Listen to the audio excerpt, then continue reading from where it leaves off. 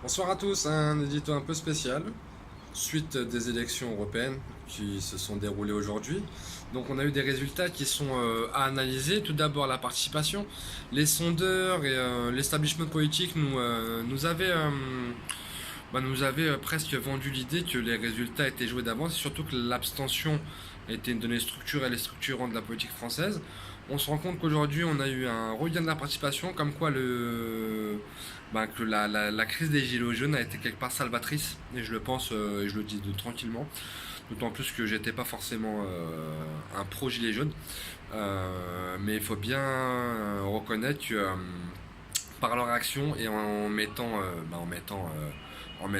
la politique au cœur de la vie du citoyen, ils ont contribué à avoir une participation, je dirais pas massive, mais avoir une participation majoritaire, ce qui est très rarement le cas pour des élections européennes. C'est la première chose. La deuxième chose à analyser, le résultat à proprement parler. Malheureusement, le RN, le FN, l'extrême droite peut se targuer d'être le premier parti de France, c'est une réalité. La troisième constatation, les partis majoritaires qui ont été le PS et la droite de gouvernement ne font à peine 15% à eux deux. Ça veut dire qu'on a un tremblement de terre tel qui se poursuit, et qu'aujourd'hui on a un PS qui a à peine à 6% et une droite qui est à peine à 8%. Donc vraiment, est-ce que ça c'est une donnée brute et une donnée définitive de la politique française? On verra, mais en tout cas, que les deux partis de gouvernement d'élection en élection n'arrivent toujours pas à se refaire, pose un certain nombre de questions. Quatrième chose, le score des Verts. Le score des Verts. Les Verts ont une élection phare dans la politique et une élection où ils arrivent à briller, c'est l'élection européenne. Encore une fois, ils réussissent à briller, ils réussissent à briller bien au-delà des pronostics des sondeurs. Et oui, ils sont en phase avec cette élection-là. Et pour suivre certains députés verts, ils font du bon travail. Je pense à la députée du Nord, j'aimerais pas écorcher son prénom, Karimade Bellili, il me semble, de mémoire, qui fait un excellent travail. Enfin voilà, ils ont vraiment de très bons députés très utiles.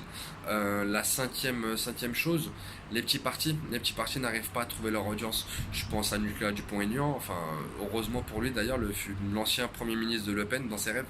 Je pense à Benoît Hamon, là aussi, là pour le coup, un peu plus triste pour lui. Et encore, c'est un ancien du PS. Je pense à d'autres partis, oui, qui font à peine 3-4%, et qui en plus vont mettre en péril peut-être les finances de leur parti. La dernière chose, nous on est sur Bobigny de Drancy, on a un personnage que certains pensent comme national. Aujourd'hui les résultats sont là, Jean-Christophe Lagarde fait à peine 2% en France. Donc pour un homme qui se pense comme ayant une vision pour la France, les Français ne la partagent pas. Et nous qui sommes de Bobigny de Drancy, les Français, vous avez bien fait, parce que sur Bobigny de Drancy, on sait ce que c'est d'être géré à la sauce Lagarde. Donc 2%, c'est déjà beaucoup, c'est déjà trop.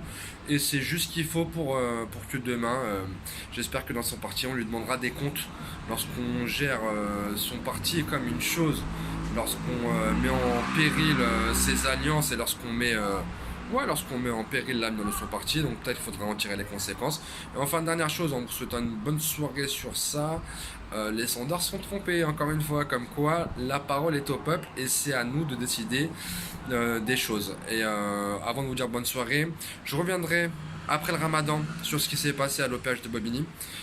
Juste pour résumer, qu'un administré se plaigne d'une administration et se fasse violenter, insulter et menacer, c'est tout de même assez gros pour le révéler. Je vais jeûner tranquillement. Je conseille à tout le monde d'en faire autant. Et de profiter en plus de ce jeûne qui est un mois de pardon et de paix et de ressourcement et de paix avec soi-même. Ça sera la dernière vidéo pour moi.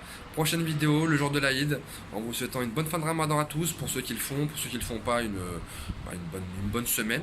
Et je vous dis à la semaine prochaine. Merci à tous, au revoir.